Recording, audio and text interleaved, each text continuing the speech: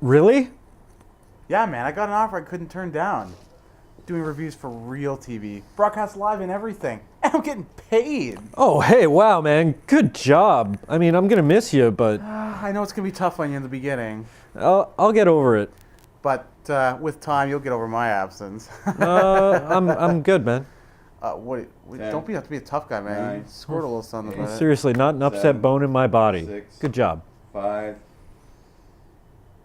For today's review, I've chosen the DLC for BioShock Infinite called Burial at Sea Episode 1. If you don't know what the hell I'm talking about, have a seat. This might take a bit of explanation. BioShock Infinite is the 2013 award-winning sequel to Irrational Games' award-winning 2007 game BioShock. BioShock took place in 1960 in an underwater city called Rapture. It was a very atmospheric and story-rich game, filled with complex themes and a strong narrative, exactly the type of game we need more of. The gameplay was that of a first-person shooter, with heavy role-playing elements as you leveled up the main character's skills and powers. BioShock Infinite carries the same gameplay style and story depth of BioShock and transplants it into the sky.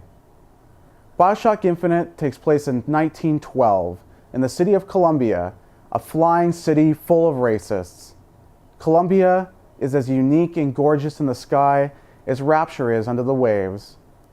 As private investigator Booker DeWitt, you're hired to travel to Columbia and rescue a teen girl named Elizabeth. And not everything is what it seems. Now, I'm not going to explain much more about BioShock Infinite to you because to do so would, number one, ruin the plot, and number two, require an advanced degree in space-time geometry. Suffice to say, it involves alternate and overlapping realities and different versions of people from other timelines. So this brings us to Burial at Sea Episode 1, which stars an alternate reality Booker DeWitt and an alternate reality Elizabeth, involved in a dystopian crime plot in the city of Rapture in 1958, just before the events happen that turn everyone in Rapture crazy and the original BioShock game begins. It combines the unique elements of Infinite and the main elements of the original BioShock game with a noir flavor. Burial at Sea, while interesting and fun to play, is criminally short. It takes about 2 hours to finish, and for $15, this is really not worth it. Burial at Sea Episode 2, which has just been released, in combination with Episode 1, might get you an experience that is a worthwhile length, but for another $15, is it really worth it? And don't get me wrong, I want to play Episode 2. The story is engrossing, the gameplay is great, and Rapture has never looked better. But if I had a time machine that could open tears into alternate universes, I'd open a tear to the past and tell past me to wait until both episodes are out for a discounted price, as I'm sure one day they will be. And then I'd go to a universe where everything was made of boobs.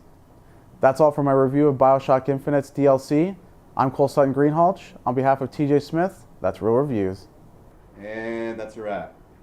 I say I'm leaving, you say you'll be fine? Pretty much, yeah. You insensitive You wouldn't even miss me. Hey, life goes on, man. Well, you know what, you prick?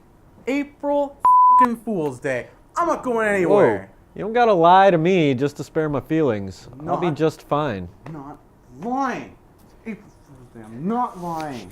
April Fools! Of course I'd miss you. Who would I make fun of?